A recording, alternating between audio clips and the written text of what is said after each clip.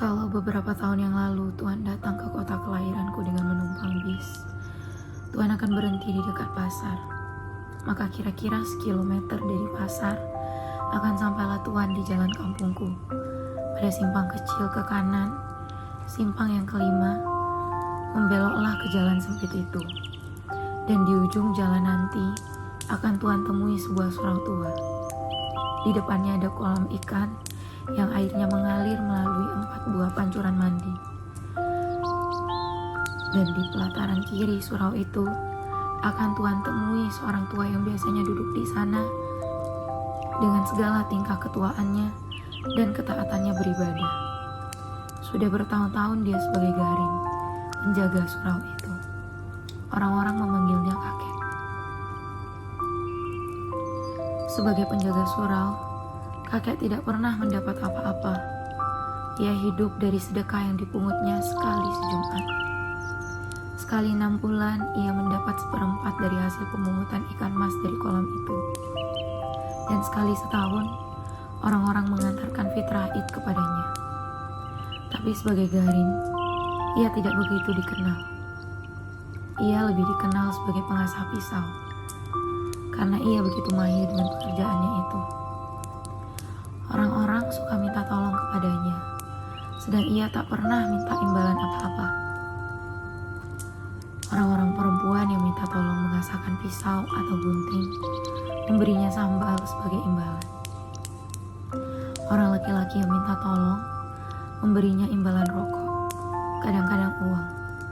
Tapi yang paling sering diterimanya ialah ucapan terima kasih dan sedikit senyum.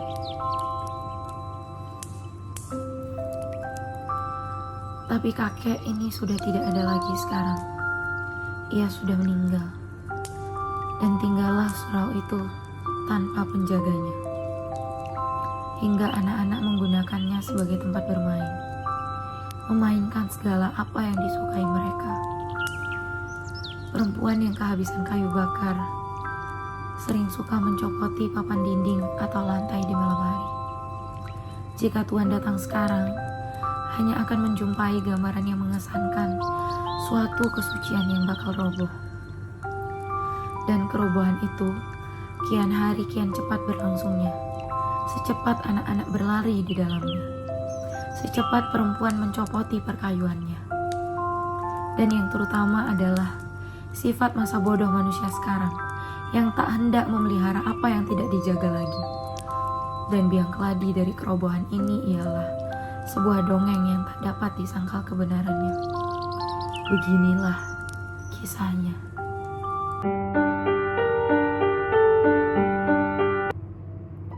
Sekali hari, aku datang pula mengupah kakek.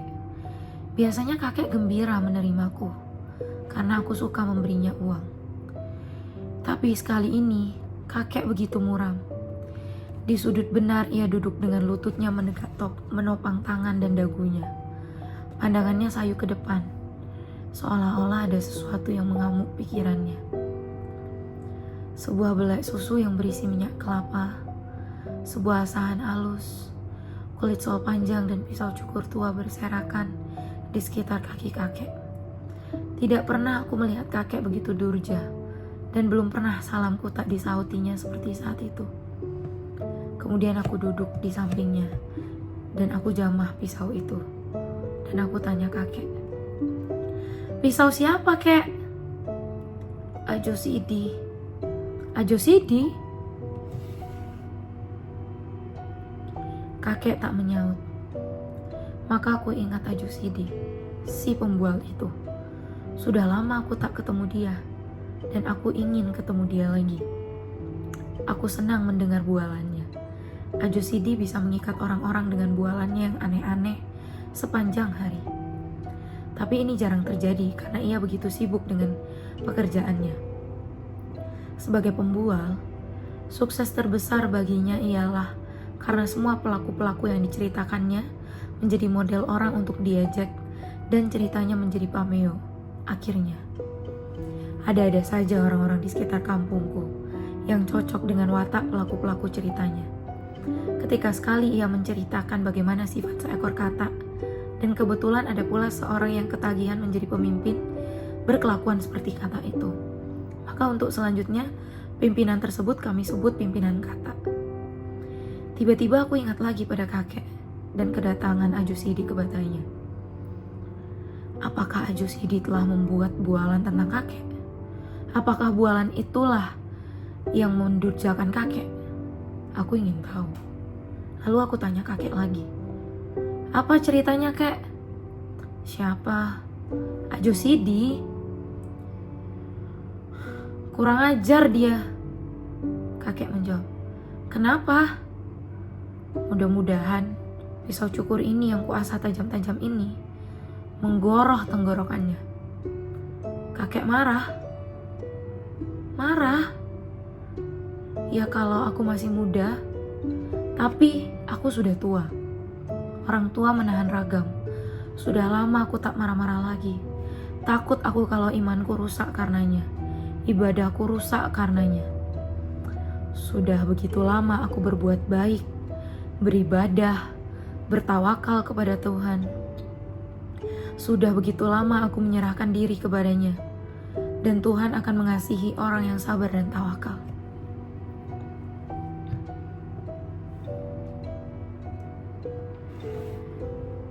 Ingin tahuku dengan cerita Ajusidi yang memurungkan kakek memuncak.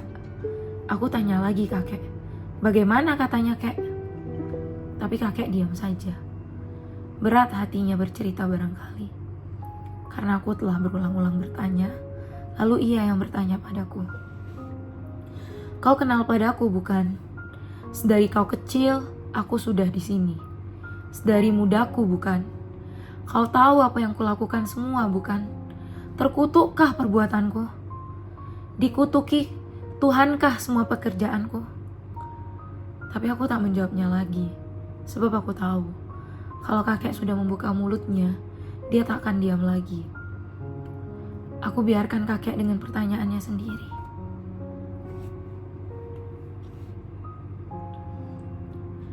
Sedari muda aku di sini bukan?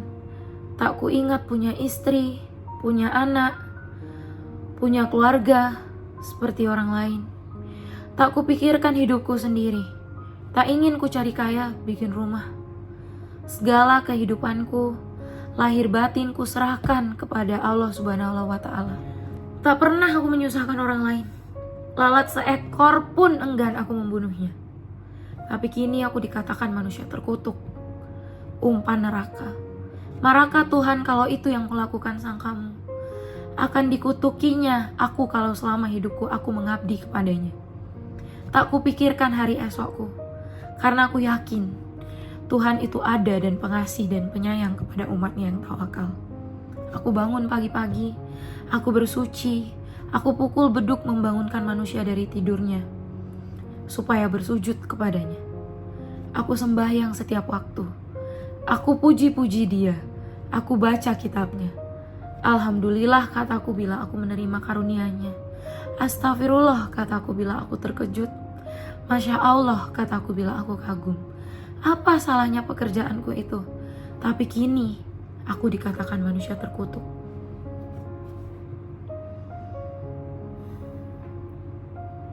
Ketika kakek terdiam agak lama, aku menyalakan tanyaku.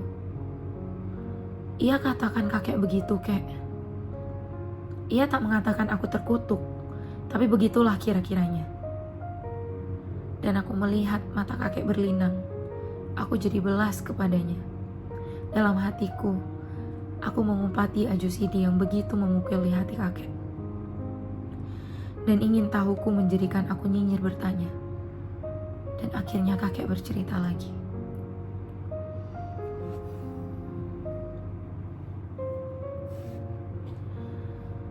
Pada suatu waktu, kata Ajusidi memulai. Di akhirat, Tuhan Allah memeriksa orang-orang yang sudah berpulang. Para malaikat bertugas di sampingnya. Di tangan mereka tergenggam daftar dosa dan pahala manusia.